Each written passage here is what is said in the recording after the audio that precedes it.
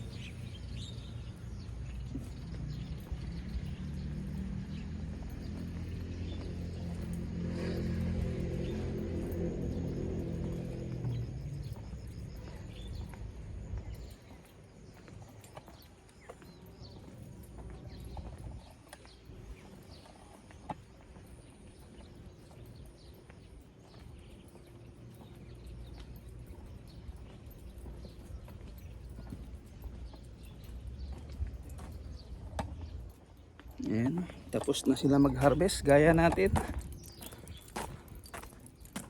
Ito, pwede na tong bilog nila na harvestan na. Ayan. Diba?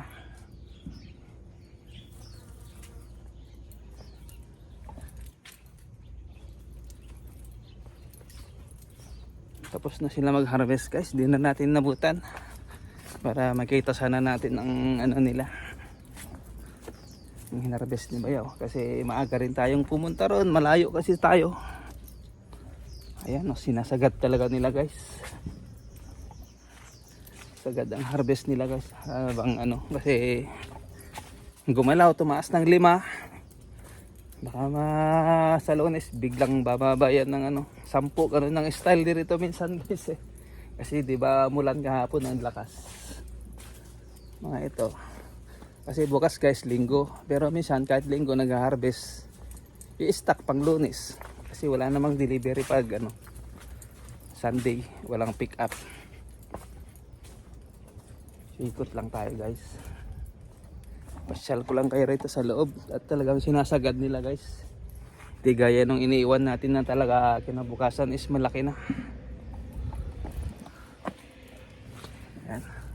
Habang nihintay natin yung delivery, ito siya guys, dito sa bandang harap. Yung mangga naman is nakabalot. Ayan guys, yung mangga nakabalot. Kuha sana tayo ng ano, panghalo sa tilapia. Magsasabaw tayo ng minanggahang tilapia. Ayan.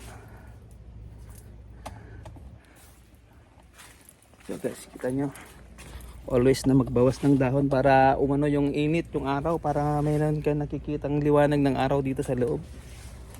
Kasi pag wala ganito guys, wala ka makitang bunga, di ba? Dito sa super maraming ano brands, maraming ano, so it means talagang kada poste kasi guys may tanim. Hindi gaya yung sa amin na talagang medyo ano, umaano yung araw kanya no, kasi medyo malayo. Yan, daming bunga guys. Ayan guys, inikot ko lang kayo guys, tinignan lang natin kung gaano kalalaki yung mga tinitira nila. Oh. Sakto lang sa balot. Ayan oh, diba? Ganyan lang yung kalalaki yung mga tinitira nila. Hindi gaya sa atin na talagang lampas sa balot pag hinarvest mo. Diba? Pero maraming bunga guys.